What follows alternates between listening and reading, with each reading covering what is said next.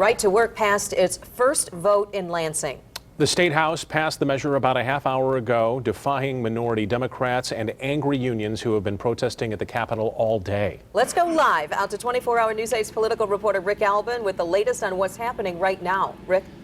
Well, the Senate is currently working on the first of two bills because there are two separate parts of law that will have to be amended, both for the private and public sector unions to make them right to work. Those are the bills that will ultimately become law, so the House will get a chance to vote on this again next week. Actually, they could vote again tonight on one of those bills. I don't know if they'll stay here that long or not.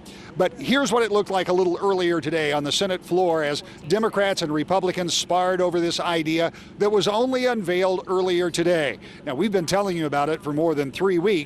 Starting with the idea that it could happen to maybe it'll happen to last week saying we thought it would. And last night at this hour, I told you I thought it was a certainty. Well, here it is. Right to Work is moving in the state of Michigan. Improbable? Yes. Unlikely just a few weeks ago? I believe so. But now it's on the agenda. I spoke with both Governor Snyder and Minority Leader Whitmer about that issue. You and I have talked for 2 years. We were at a big conference on Mackinac Island with you and the leadership and the Attorney General and the Secretary of State. One of the first questions was about right to work. You said, it's not on my agenda, it's a divisive issue, let's think about something else. Now that's been a year and a half and things have changed.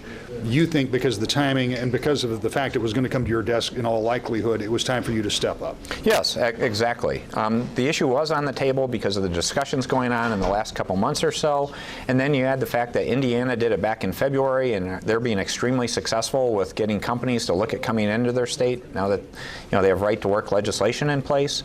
So this was an opportunity to say, being a good leader, it's time to step up and say, okay, take a position. He says it will help create jobs, says it has in Indiana. What do you say? I say that's baloney. That's total baloney. If you look at Indiana, they've got higher unemployment, they've got smaller per capita income, they've got more people on welfare. Is that what Rick Snyder wants for Michigan?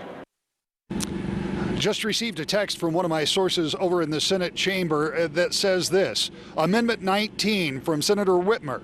Rename the bill to the Randy Richardville Right to Work bill. Randy Richardville is the Senate Majority Leader. That failed. Now they say on to Amendment 20. What that means is Democrats are putting up amendment after amendment on this bill. They're all failing, and they likely will all fail. The idea is to string the process out. Earlier today, Senator Whitmer said she was going to make it as difficult and painful on them as she could. That's what Democrats are doing right now. As of now, though, Republicans appear to have the votes, and I expect the Senate to vote both of those pieces of legislation out tonight. The House will deal with final passage sometime next week. Live in Lansing, I'm Rick Albin, 24-Hour News 8.